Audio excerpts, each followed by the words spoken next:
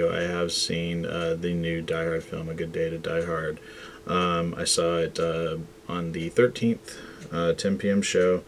I was very excited that they were making another Die Hard. It took 6 years to make another one because the last one came out in 2007. This film, you see John McClane traveling to Russia to help out his son, Jack, who was, seen in pictures and very briefly in the first film. A lot of people forgot that he had a son, so I'm like, are you really a fan of the series if you forgot that he had a son? So he's traveling to help out his estranged son who's in trouble. What he comes to find out is that Jack is a CIA operative, and he's working to prevent a nuclear weapons heist, and the father and son have to team up against the underworld forces.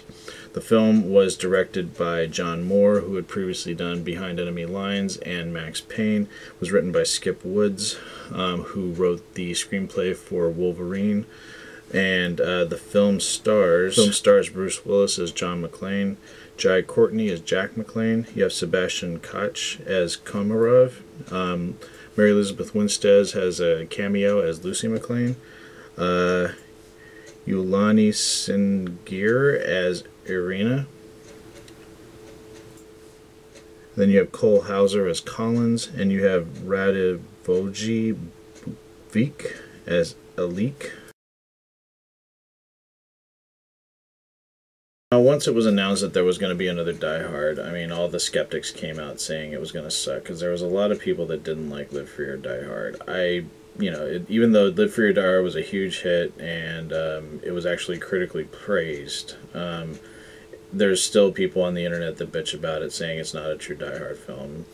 That's their opinion, that's fine. I don't agree with them. I think it's a tremendous film. But that being said, there was a lot of people saying that this movie was going to not be good from the start. So, people were saying, is it going to be PG-13? Because that's what Live Free or Die Hard had been, and that was one of the big gripes against the movie. And I really think because The Expendables was so successful and people turned out in droves to see those movies, I think that drove 20th Century Fox to realize, hey, there is a demographic out there that wants to see an R-rated action film and not a PG-13 one. So I was very happy when I found out A Good Day to Die Hard was going to be R-rated. Then, once that came out, I thought that would make people happy. But then I still kept reading. Then people were skeptical because of John Moore. Now, John Moore has done Max Payne. He had done Behind Enemy Lines. And a lot of people don't like him. So, them thinking he's an inferior director, taking on this tremendous franchise. The other thing was the screenwriter, who was Skip Woods, who had done Wolverine. Like I said, I've seen Wolverine. I didn't have a problem with it. I didn't think it was that great. I didn't think it was horrible. It's an okay film. It was fun, and I like Hugh Jackman. Max Payne wasn't a great film, but again, that doesn't make me hate on John Moore. I don't know how people just go on in these tirades against these directors and film. They're making entertainment. If you like it, great. If you don't, just don't see it. But yeah, there was all this stuff going on. Then the cut was too short, that it was 97 minutes. All the Die Hard films are over 2 hours or 2 hours in length. So there was a lot of criticism against this film before it even got released. Reviews came out, and the critics just obliterated it, saying it was horrible and mediocre and not a good Die Hard film. So I was really saddened by that. I was like, but again, I don't really listen to critics that much, but I was like, I couldn't believe the berating this film was getting. So when I sat down on the 13th at 10 o'clock show to watch my hero John McClane and his new movie, I was kind of curious what I was going to see.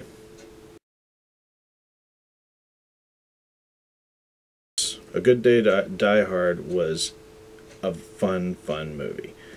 Did I think it was the best Die Hard? No. But again, if I listen to critics and bloggers and all these people that bitch and moan about all this stuff that comes out, I would never see anything. I had a great time with A Good Day to Die Hard. I didn't like it as much as Live Free or Die Hard, but I did really enjoy it.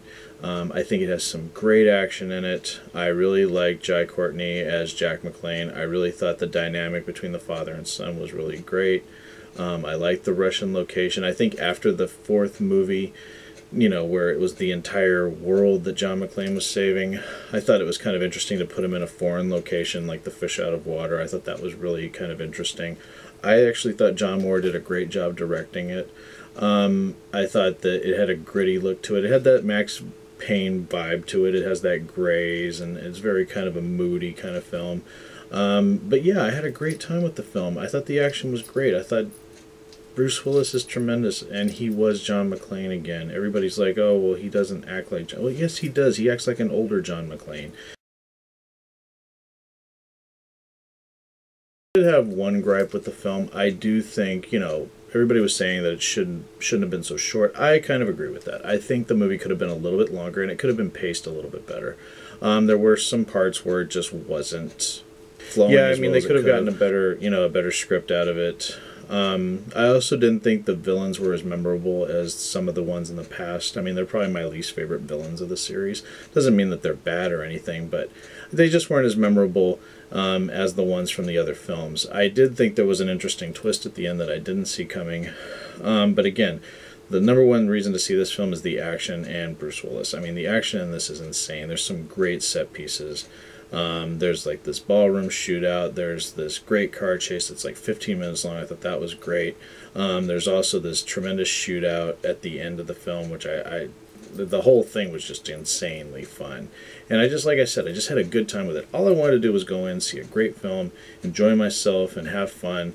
And I did. I got exactly what I wanted. I didn't like it as much as Live Free or Die Hard or the original Die Hard, but I would put it on par with Die Hard 2 and Die Hard with a Vengeance. I'd give it a 9.5. I like the Die Hard films. I really don't have a problem with any of them. Yes, there could have been a few things that were tweaked and done better. Maybe it would have brought it higher up. Maybe it would have been better than Live Free or Die Hard, but it wasn't. But I still enjoyed the film. I had a great time with it. And I really don't understand all this hate towards this film, and it's like I just really think that people just want to find something to complain about. They could have completely remade these series. They could have recast John McClane with a younger actor and completely redone the series, and that would have really been disappointing. But no, they've stayed true to the original film. They've kept Bruce Willis in all 5 films. And, I just think that's great, and I've grown up with this character, and I love the new film.